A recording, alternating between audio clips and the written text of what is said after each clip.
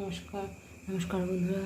আজকের রেসিপি গোবিন্দভোগ চাল ডাল দিয়ে খিচুড়ি। একদম প্লেন খিচুড়ি করব আমি। প্রথমে আমি চালটাকে ঘি দিয়ে ভেজে নেব। ঘি দিয়ে দিলাম, চাল দিয়ে দেবো।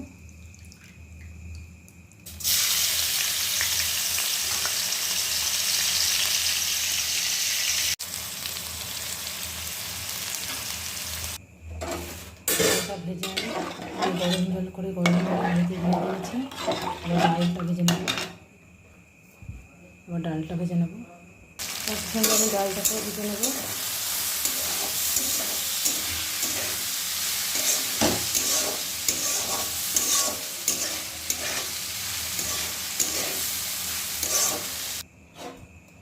গোটা লঙ্কা দিয়ে দিয়েছি।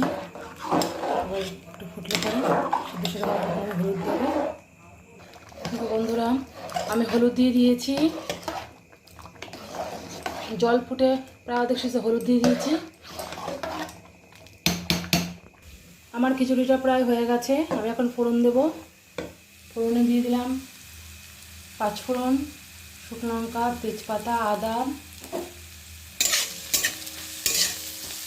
আমি ফোড়ন দেবো খিচুড়িটা।